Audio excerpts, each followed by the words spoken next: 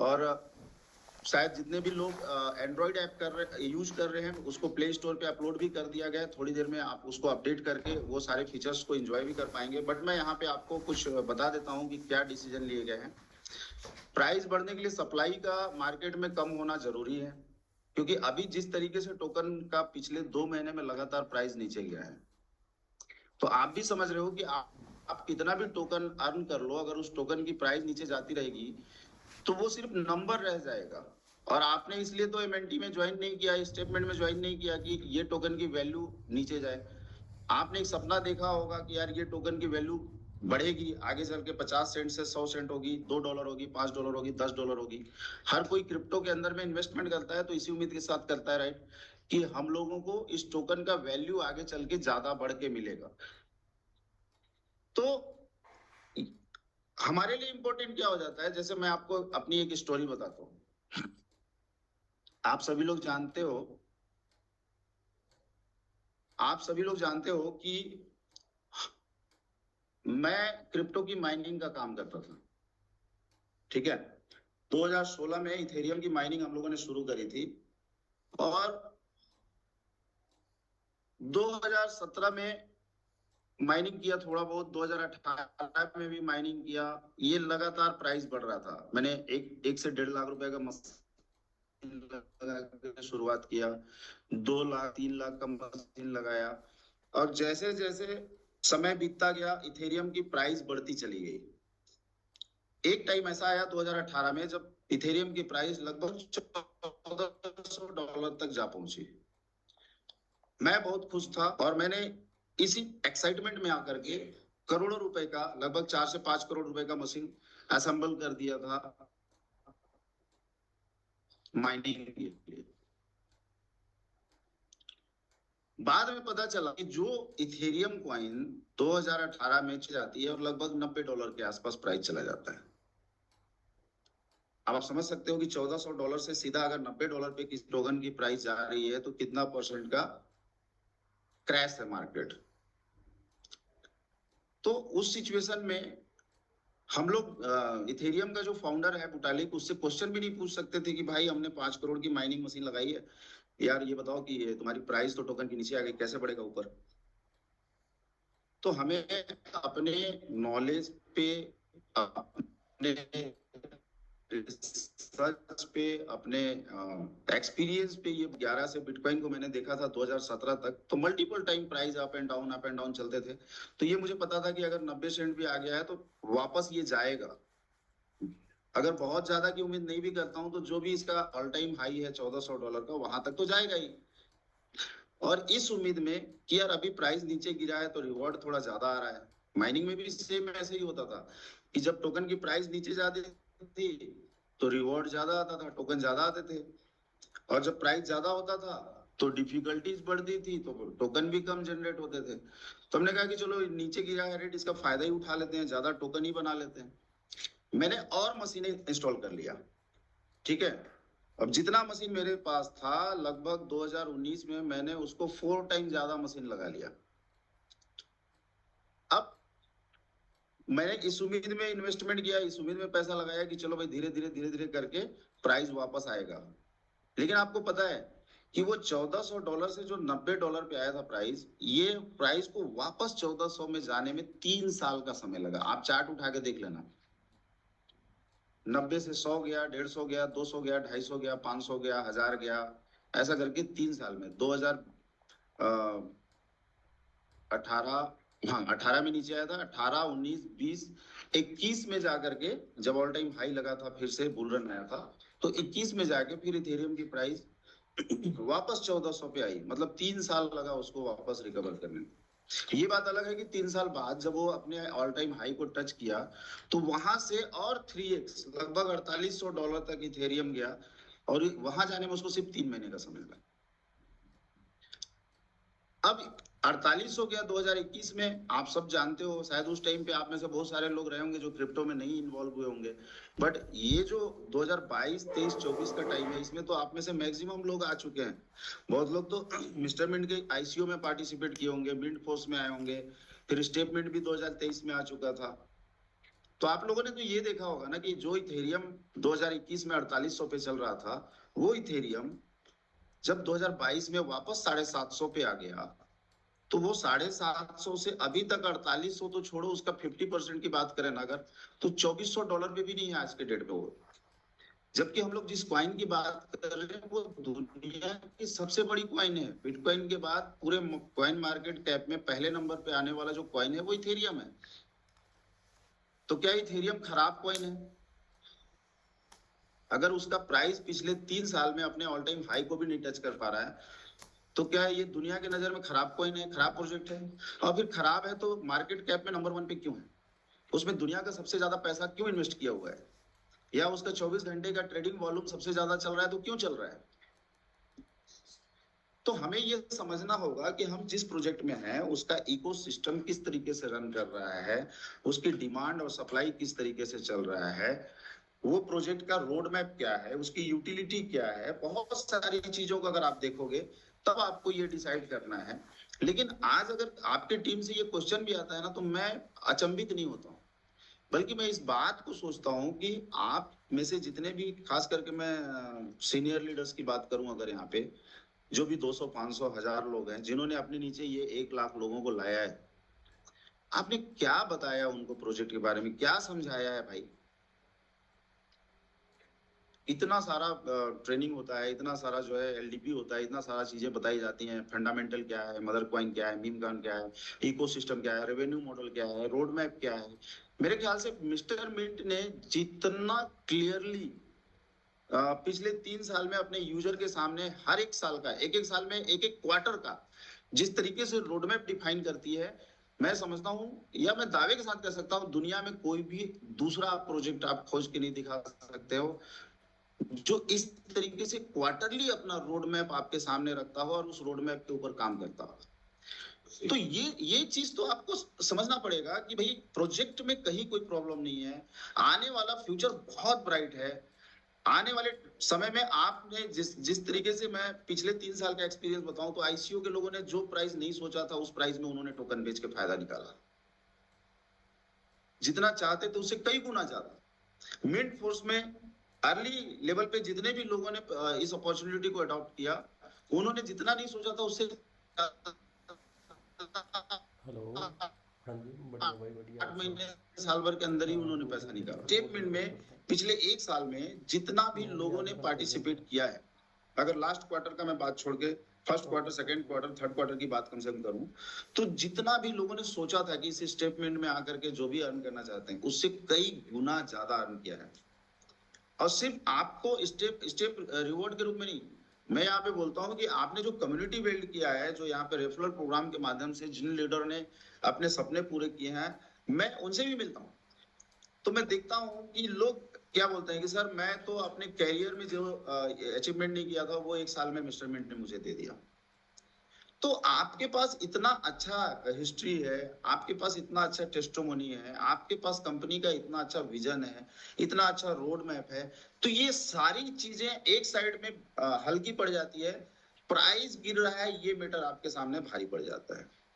और सिर्फ एक छोटा सा कारण कि प्राइस नीचे है इसलिए आप पैनिक होकर के नई कम्युनिटी बिल्ड करना ही बंद कर दोगे, तो वो तो प्राइस हमेशा गिरा रहेगा। तो समझिए कि यहाँ पे कम्युनिटी को और मैनेजमेंट को मिलके काम करना पड़ेगा। अगर आप रियल में चाहते हो कि मिस्टर मिंट टोकन को आप $1 पे बेचो, इस साल के अंदर तक $10 पे बेचो, या आप $100 पे देखना चाहते हो इस टोकन को, तो हमें मिलके काम करना पड़ेगा। और अगर आप चाहते हो कि जैसा चल रहा है चलने दो, 10 सेंट हो चाहे 5 सेंट हो या 1 सेंट भी आ जाए तो कोई फर्क नहीं पड़ता है, मुझे टोकन मिलना चाहिए, तब फिर कोई बात नहीं है। तो आपको ये डिसाइड करना पड़ेगा कि अगर आप चाहते हो कि स्टेटमेंट के जितने भी यूजर हैं उनको जो भी रिवॉर्ड के रूप में टोकन मिल रहा है उस टोकन की एक अच्छी वैल्यू मिले, तो हमें मिशन 1 करोड़ के लिए अपने आप को तैयार करना पड़ेगा। हमें 1 करोड़ कम्युनिटी कम से कम इस साल लाने की तैयारी करनी ही पड़ेगी, उसके अलावा और कोई ऑप्शन नहीं है। ठीक है? तो अभी फिलहाल जो चैलेंज आ रहा है आप सबके अपलाइनों के माध्यम से आया कि सर थोड़ा सा प्राइस अगर ऊपर जाएगा तो मार्केट पॉजिटिव हो जाएगा और इसका बेनिफिट ये आएगा कि हम जैसे पिछले साल कम्युनिटी बिल्ड कर रहे थे, इससे भी कई गुना रफ्तार से हमारी कम्युनिटी बिल्ड हो जाएगी। तो ये तभी पॉसिबल है जब सप्लाई को कंट्रोल किया जाएगा। इसी बात को ध्यान में रखते हुए कुछ चीजें डिसीजन ली गई हैं। जैसे कि पिछले हफ्ते में हम लोगों ने जो डेली विड्रॉल लिमिट था उसको वीकली विड्रॉल पे लेकर के आए हैं। अभी दूसरा जो चीज इसमें इम्प्लीमेंट किया जा रहा है, ये किया जा रहा है कि अभी एक आपका जो वैलेट होता था आपके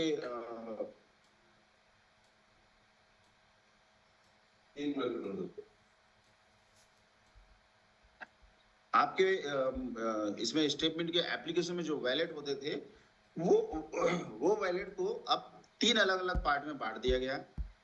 ये आपके स्क्रीन पे दिख रहा होगा, ठीक है। जिसमें पहला जो वैलेट है ये बिजनेस वैलेट के रूप में है आपके सामने में।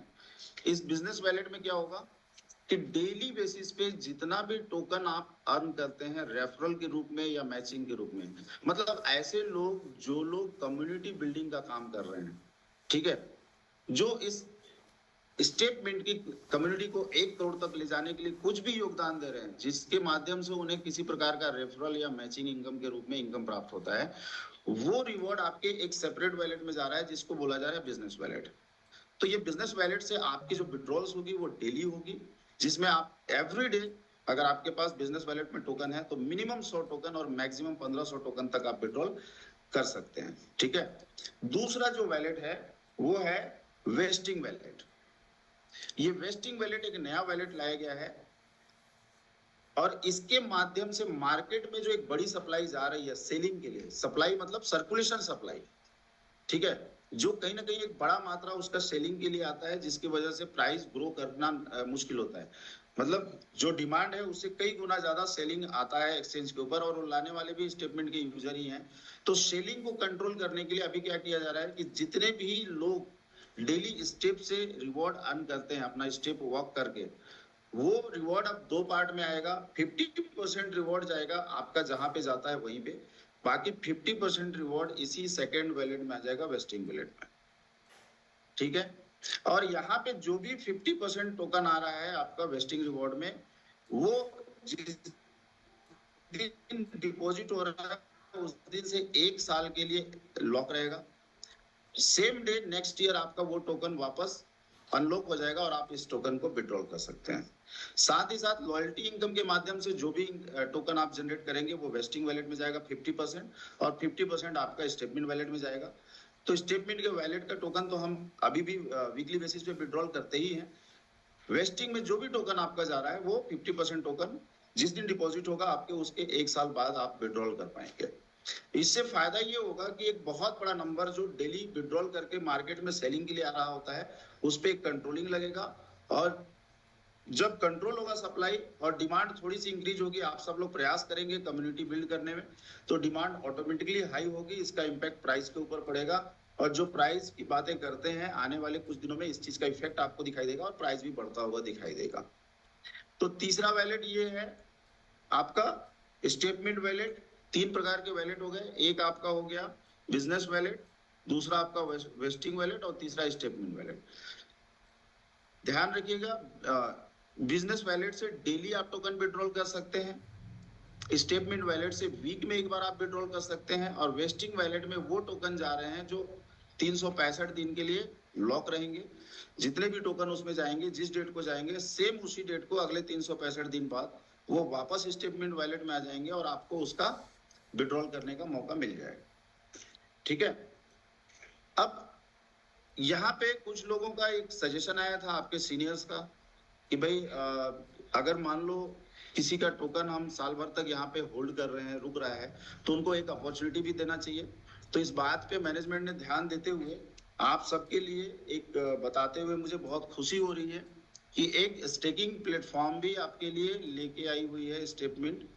जो भी आपका वेस्टिंग वैलेट में टोकन जा रहा है, ठीक है, आप डेली बेसिस पे चाहें तो जितना टोकन आ रहा है उसको डेली बेसिस पे स्टेक कर सकते हैं। आप चाहें तो मंथली बेसिस पे चाहें तो मंथली आपने 1 महीने में जितना टोकन वहां पे कलेक्ट किया वो टोकन को ले जाके स्टेक कर सकते हैं, या जब चाहें तब आपकी जितना टोकन इच्छा होता है उतना टोकन आप स्टेक कर सकते हैं। हाँ, स्टेकिंग का जो पीरियड होगा वो 3 अलग अलग पीरियड है। वो आपके चॉइस के ऊपर डिपेंड करता है कि आप 1 साल के लिए स्टेक करना चाहते हैं, 2 साल के लिए करना चाहते हैं या 3 साल के लिए करना चाहते हैं। 3 अलग अलग स्टेकिंग प्रोग्राम दिया जा रहा है यहाँ पे।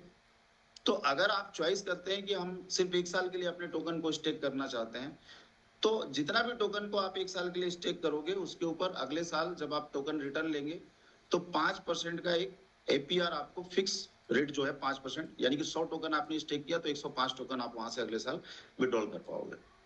लेकिन अगर आप टोकन 2 साल के लिए स्टेक करना चाहते हैं तो यहाँ पे आपको थोड़ा एडवांटेज ज्यादा मिलेगा। उसके लिए 7% का रखा गया है रिटर्न, और 3 साल के लिए अगर आप टोकन स्टेक करते हो तो पर ईयर 12% के हिसाब से आपको यहाँ पे एपीआर मिल रहा है, यानी कि 36 महीने में आप लगभग 36% का रिटर्न ले सकते हैं। तो इस तरीके से 3 अलग अलग आपको ये स्टेकिंग का यहाँ पे ऑप्शन भी दिया जा रहा है। तो इसका कुल मिला के इम्पैक्ट ये है कि जो भी टोकन आप यहाँ से अर्न कर रहे हैं उस टोकन को आप जो भी हम मैचिंग या रेफरल के माध्यम से कर रहे हैं वो तो डेली आप विड्रॉल कर सकते हो। जो भी रिवॉर्ड के रूप में स्टेकिंग रिवॉर्ड स्टेप रिवॉर्ड और लेबल इनकम की में जो आप अर्न कर रहे हैं वो 50% टोकन आप विड्रॉल कर रहे हैं, 50% टोकन आपके होल्डिंग्स में जा रहे हैं वेस्टिंग में। लेकिन जो वेस्टिंग में जा रहे हैं उसके ऊपर भी आपको प्लेटफॉर्म ने एक अपॉर्चुनिटी दे दिया है कि यहाँ से भी आप उस टोकन का बेनिफिट उठा सकते हैं। तो इसका एक बड़ा इम्पैक्ट आने वाला है, बड़ा सप्लाई मार्केट में जाने से कंट्रोल होने वाला है, और आने वाले कुछ दिनों में आपको इसका प्राइस के ऊपर एक अच्छा इम्पैक्ट देखने को मिलेगा। इसके ऊपर पिछले कई महीने से डिस्कस चल रहा था, ये हालांकि फेज 2 में ही आने वाला था, बट जिस तरीके से सभी का कमिटमेंट था कि सर इसकी रिक्वायरमेंट नहीं पड़ेगी, हम लोग इतना बिजनेस रेगुलर बेसिस पे करने वाले हैं कि ये करने की जरूरत ही नहीं पड़ेगी। तो हमने 2 महीने से जनवरी और फरवरी में लगातार जब ये चीज को वॉच किया कि अभी फिलहाल फेज 2 आने के बाद से वो फ्लो नहीं है बिजनेस का जितना होना चाहिए, जिसकी वजह से सप्लाई ज्यादा है, डिमांड कम है, परिणाम स्वरूप प्राइस नीचे जा रहा है। तो फिर फाइनली ये डिसीजन लेना पड़ा कि आपकी सप्लाई को थोड़ी सी कंट्रोल करते हैं।